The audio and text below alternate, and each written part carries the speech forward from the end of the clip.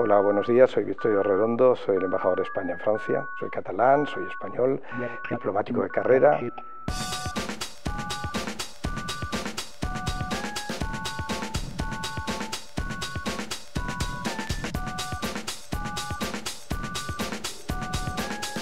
Madrid, c'est une ville magnifique qui a évolué très bien, une ville ouverte, une ville d'accueil. Les citoyens français le connaissent bien parce qu'ils viennent beaucoup à Madrid, les étudiants, les Erasmus.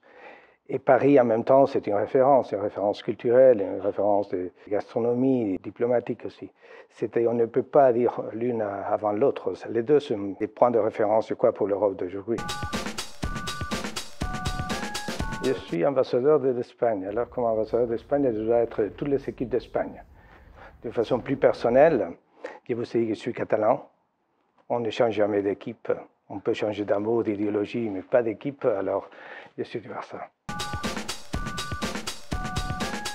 Bon, les deux sont magnifiques aussi. Nadal et l'histoire et l'exploit de gagner 14 Roland Garros, on ne peut pas oublier ça. Et Alcaraz, il commence et c'est un espoir. Et évidemment, on doit dire Nadal à ce moment, et on attend beaucoup d'Alcaraz, bien sûr. Iniesta a joué au Barça, il a marqué le but, la finale du championnat du monde. Et Iniesta est à notre cœur, alors Iniesta. Pour l'Espagne, pour l'espagnol, Cervantes a été la référence, les premiers grands écrivains du roman qui a marqué même l'image de l'Espagne, typique, mythique de l'Espagne. Souvent, on parle de Quichotte de Cervantes comme une référence aussi. On cite beaucoup des mots qu'il a dit, des références qui gardent encore la modernité aujourd'hui. Et c'est pareil pour Molière, Corneille, Racine, les grands écrivains fondateurs du théâtre français, la comédie française. Je crois que les deux sont au même niveau. L'Espagne a été toujours un espace de rencontres, un espace méditerranéen, un espace près de l'Afrique, au sud de l'Europe, avec une capacité aussi d'entretenir des rapports avec l'Amérique latine. Cette idée de l'Espagne, je crois qu'on peut la trouver à Grenade, on peut la trouver dans d'autres villes, Barcelone, la Catalogne, toute l'Espagne est magnifique.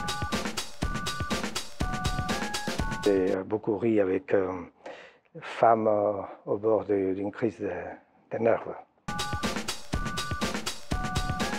Ce sont des cinéastes d'époques différentes. Buñuel était l'homme qui est ami de Federico García Lorca, de Salvador Dalí. Il étudie à Madrid pendant la République espagnole, il part à l'exil. Et Almodóvar, c'est les années 80. C'était une culture déjà démocratique. On commence à ouvrir les portes des boîtes, on commence à vivre la vie, la nuit d'une façon différente. Pour l'importance historique, pour moi, Buñuel, je me souviens toujours du fantôme de la liberté. Je ne vous citerai pas un héros particulier, je veux vous parler d'une génération.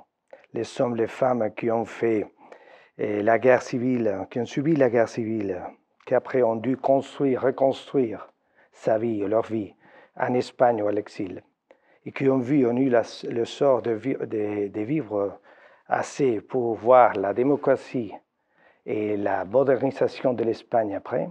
Je crois que cette génération à laquelle nous devons beaucoup, et ce sont tous des héros anonymes, mais ce sont des héros importants pour notre histoire.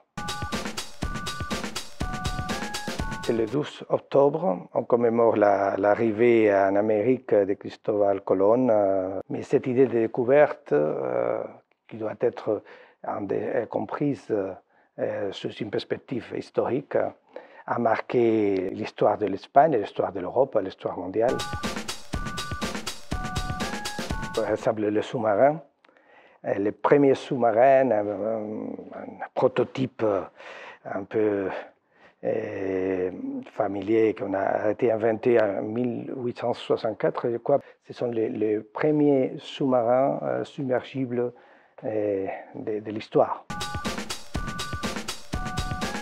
Ce n'est pas une tradition qui n'existe nulle part ailleurs, mais c'est une tradition que j'aime beaucoup, que je considère très intéressante.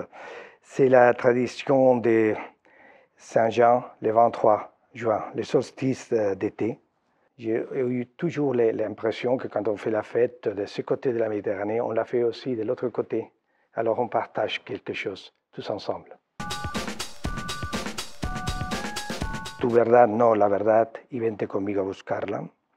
En français, ça serait ta vérité, non la vérité, et nous pouvons aller ensemble la rencontrer. Il y a une priorité pour l'Espagne, pour l'Europe, pour le monde, c'est la paix en Ukraine. Si pendant notre présidence ou après, le plus tôt possible, nous arrivons à une paix en Ukraine, une paix juste pour les Ukrainiens, pour l'Europe, pour l'avenir. Une paix qui puisse nous donner les garanties que cela ne va jamais arriver en Europe et qu'on pourrait avoir un monde ouvert sans blocs séparés. Muchas gracias.